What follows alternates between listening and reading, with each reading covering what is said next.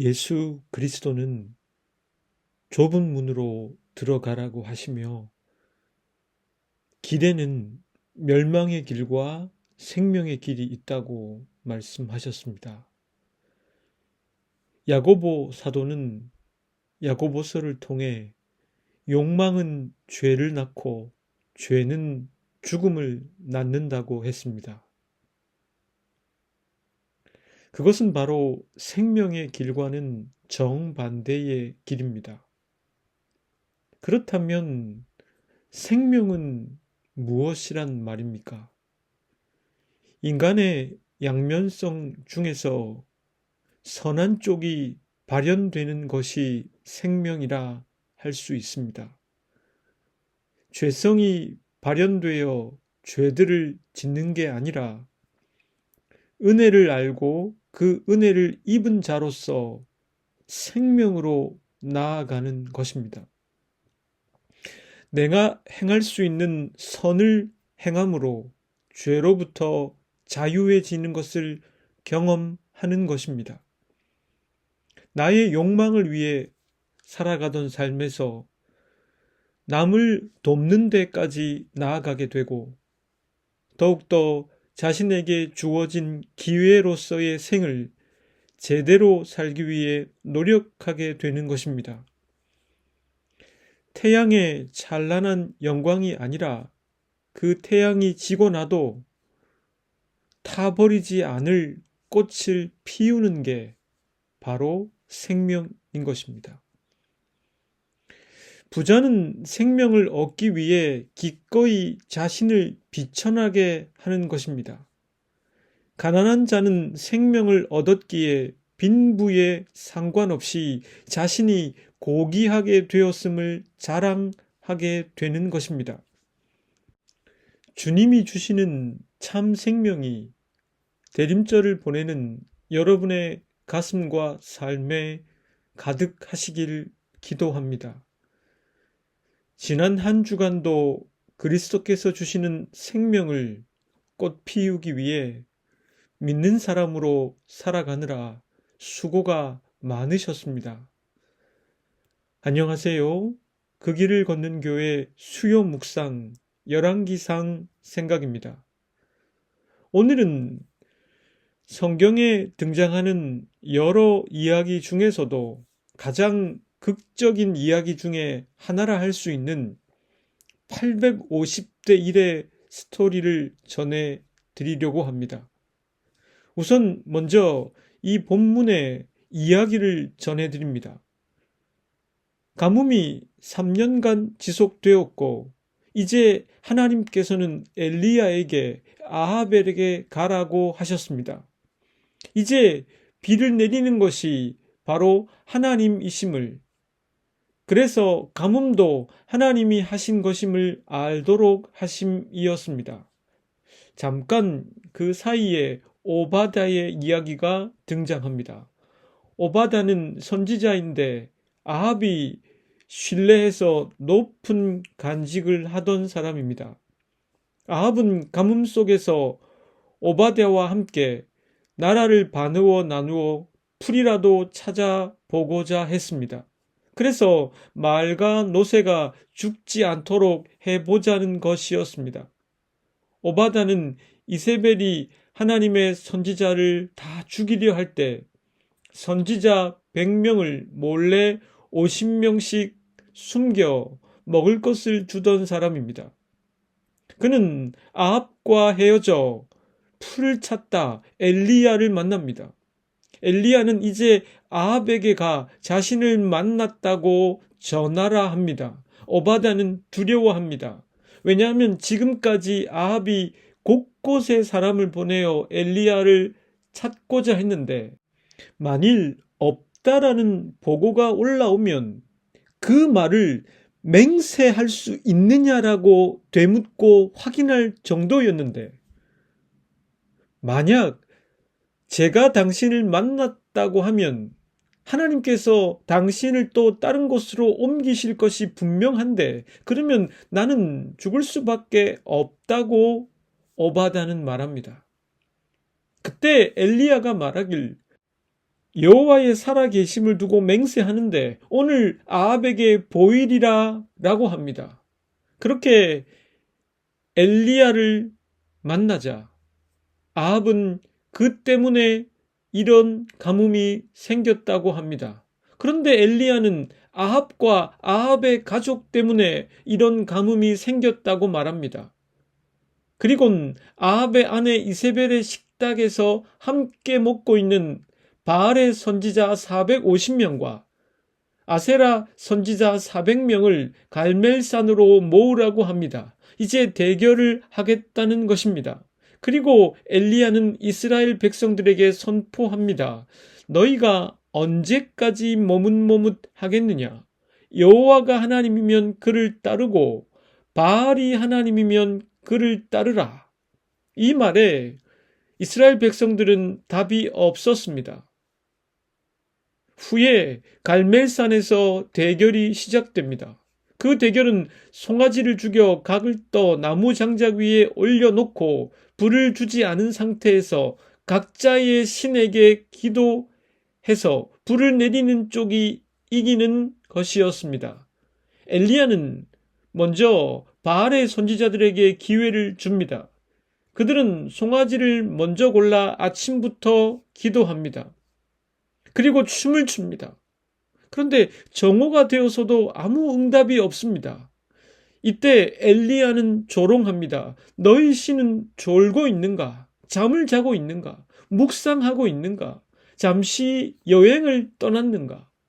이 조롱을 들은 바알의 선지자들은 자신을 자해하기까지 합니다. 피를 냅니다. 그리고 무아지경이 된 상태에서 마치 미친 사람처럼 신을 불렀습니다. 그러나 아무 응답이 없었습니다. 그들의 신은 여호와이기는커녕 조롱의 대상이 돼 버린 것입니다. 이번에는 엘리야의 차례가 되었습니다. 그는 훨씬 더 어려운 조건을 만듭니다. 송아지와 그 아래 나무에 물을 3번이나 붓도록 합니다. 젖어 있으니 더욱 타기 어려운 조건을 만듭니다. 그리고 기도합니다. 아브라함의 하나님, 이삭의 하나님, 야곱의 하나님, 당신이 여호와이심을 알게 하옵소서. 그래서 저희들의 마음을 돌리게 하옵소서. 그 기도를 듣고 하늘에서 불이 내려옵니다. 강력한 불이 내려와 모든 것을 태워버립니다. 도랑의 물까지 싹 마르게 해버립니다. 그리고 엘리야는 기손 시내에서 바알과 아세라의 선지자들을 죽입니다. 그리고 엘리야는 아합에게 이제 먹을 것을 먹으라고 합니다. 곧 비가 올 것을 알고 있다는 듯. 그리고 엘리야는 자신의 종에게 바다 쪽을 보라고 합니다. 7번째로 보니 솜만한 작은 구름이 일어납니다. 이것을 보고 엘리야는 아합에게 마차를 타고 큰 비가 내리기 전에 가라고 합니다. 그리고 큰 비가 왔습니다. 아합은 가까운 이스르엘로 갔는데 엘리야가 먼저 그곳에 도착을 했습니다. 이 말씀은 설교자로 하여금 전하고 싶은 메시지가 많다고 느낄 만한 본문입니다.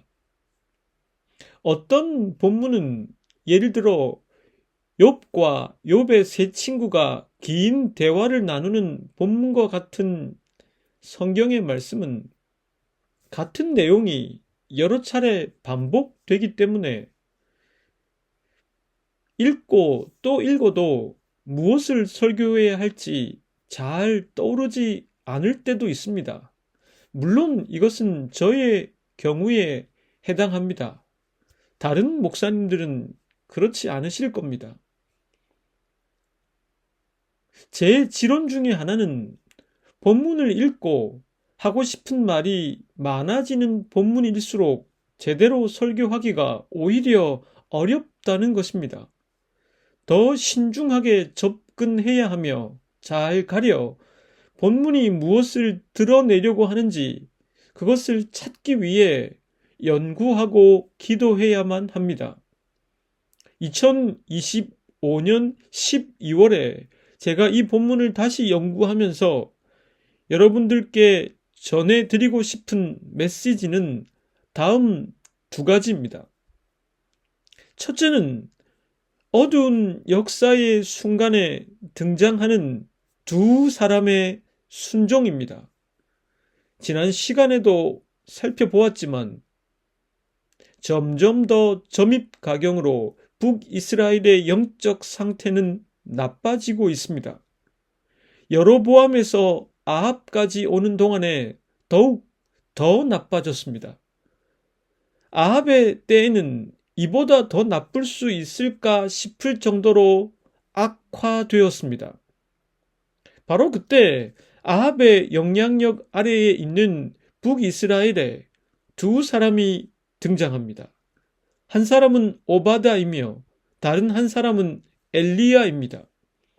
열왕기상 17장과 18장의 흐름 속에서 오바다가 등장하는 것은 저자가 다음 두 가지의 내용을 전달하고 싶기 때문인 듯 합니다. 첫째는 하나님의 징벌로서의 기근이 얼마나 심각했는지 그것을 말해주려 합니다. 아합 왕의 신뢰를 받은 오바다는 아합 왕과 함께 혹시 노새와 말을 먹일 풀이 있는지 찾아내야만 했습니다.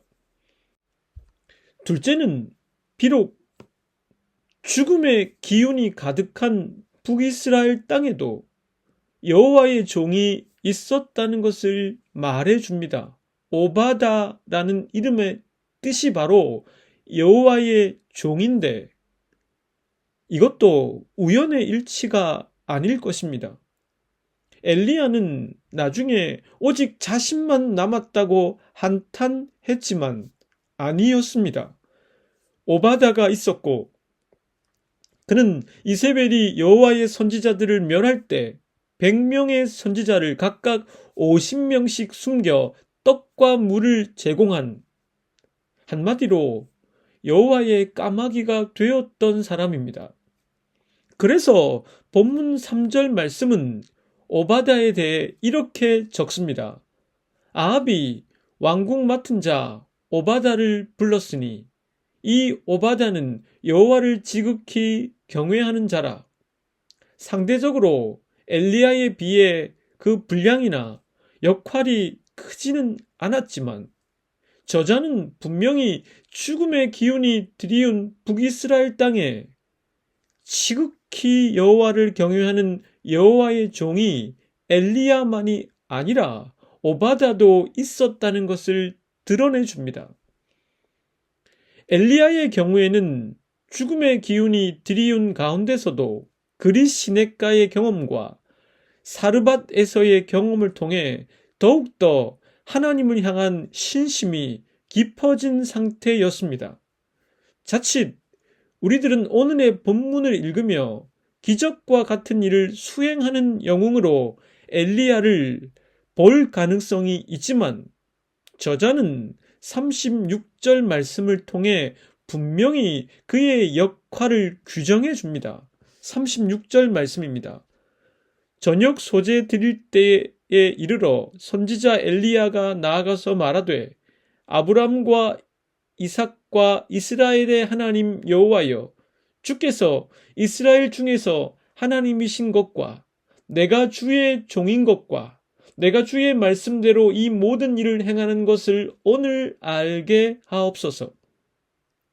그는 자신이 오직 주의 말씀 때문에 이 일을 행하고 있고 자신은 시종일관 여호와의 종임을 잊지 않고 있습니다. 열왕기상 18장을 쓴 저자는 분명하게 바알이 여호와가 아니라 하나님이 여호와임을 선포하려고 합니다. 그런데 그것은 바로 그 하나님의 여호와 되심을 인정하고 믿는 신심을 가진 오바다와 엘리야를 통해서 이루어졌습니다. 즉 하나님은 자신을 그렇게 인정하고 믿는 당신의 도구들을 통해 죽음을 생명으로 바꾸시는 일을 진행하신다는 것입니다. 상황이나 환경, 세대를 탓하기보다는 오늘 우리가 할 수 있는 순종을 해 나가는 것이 얼마나 중요한지 모릅니다. 오지 않는 미래를 예측하려 노력하기보다는 오늘을 오바다와 엘리야처럼 살아가는 게 어쩌면 가장 확실한 미래에 대한 준비가 아닐까 생각해 보게 됩니다. 하나님께서 사랑하는 여러분들을 통해 무슨 일을 해 나가실지 기대가 됩니다. 그리고 그 가운데 여러분들은 또 어떤 아름다운 변화를 경험하게 될지 제가 한번 그려보는 것만으로도 참 좋습니다. 둘째로 함께 생각해 볼 메시지는 하나님의 일하심입니다. 바알과 아세라를 섬기는 선지자들의 기도는 점점 더 그 강도가 세집니다. 종교적 열정도 더해집니다. 기도에서 춤으로, 그리고 마치 인신제사와 같은 자해까지. 종국에는 아예 무아지경에 빠져들었습니다. 그러나 그들의 신은 어쩐 일인지 아무 응답이 없었습니다. 아니, 응답할 수가 없었습니다. 바알과 아세라가 여호와가 아니기 때문입니다. 아무 응답이 없자 하나님의 도구가 된 엘리야는 하나님께 기도했을 뿐입니다. 이 기도문은 36절에서 37절에 이렇게 기록되어 있습니다. 저녁 소재 드릴 때에 이르러 선지자 엘리야가 나아가서 말하되 아브라함과 이삭과 이스라엘의 하나님 여호와여, 주께서 이스라엘 중에서 하나님이신 것과 내가 주의 종인 것과 내가 주의 말씀대로 이 모든 일을 행하는 것을 오늘 알게 하옵소서. 여호와여, 내게 응답하옵소서. 내게 응답하옵소서. 이 백성에게 주 여호와는 하나님이신 것과 주는 그들의 마음을 되돌이키심을 알게 하옵소서. 하나님은 이 짧고 심플한 기도를 듣고 일하셨습니다. 이 기도가 바알과 아세라의 선지자들의 기도에 비해 심플했던 것은 하나님의 신성을 드러내는데 중요한 요소가 됩니다. 만약에 엘리야가 바알과 아세라를 섬기는 선지자들과 같은 모습으로 기도했다면 그 기도자가 부각될 것이고 그 기도의 강도 때문에 하나님께서 일하신 것으로 오해될 소지가 있습니다. 그러나 하나님은 엘리야의 짧지만 마땅히 기도해야 할 내용이 그 담긴 핵심적인 탄원을 들으시고 열심히 일하셨습니다. 하나님의 일하심은 섬세하셨고 하나님의 열심은 이스라엘 백성들에게 회개를 촉구했습니다. 우선 하나님은 바알이 지닌 능력이 실제로는 아무것도 아님을 명확하게 보여주셨습니다. 사실 바알은 농작물의 경작을 위해 비를 내리는 신으로 이스라엘 백성들이 알고 있었습니다. 그래서 바알은 폭풍의 신으로 불리기도 했습니다. 폭풍은 때론 번개를 동반합니다. 몇 주 전 제가 살고 있는 지역에 번개가 강하게 쳐 교회에 전등이 나가는 일들이 있었는데 하나님께서 이때에 맑은 하늘에 불을 내리셨다는 것은 그것이 일반적인 번개불이 아니었다는 것을 뜻합니다. 그러므로 그것은 하나님이 바알과 비교할 수도 없는 신적인 존재를 드러내는 것입니다. 그 하나님만이 참 여호와이시며 예배의 대상이라는 것을 선포하는 것입니다. 또한 하나님께서는 3년 가뭄이 끝이 나고 비를 내리셨습니다. 비를 멈추어 가뭄이 들게 하신 것도 여호와 하나님이셨고, 이제 그 가뭄을 끝내는 비를 내리시는 것도 바로 여호와 하나님이셨습니다.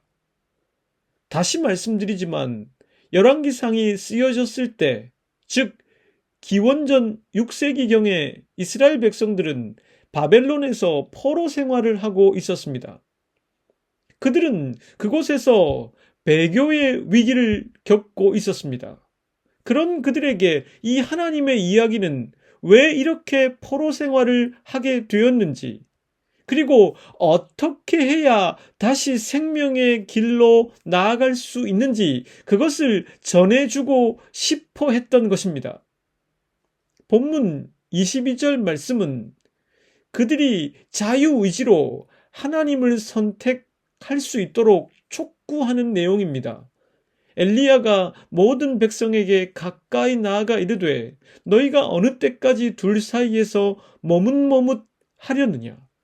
여호와가 만일 하나님이면 그를 따르고 바알이 만일 하나님이면 그를 따를지니라 하니 백성이 말 한마디도 대답하지 아니하는지라. 하나님은 단지 엘리야가 기도했을 뿐인데 왜 이렇게 구체적으로 열심히 일하셨을까요?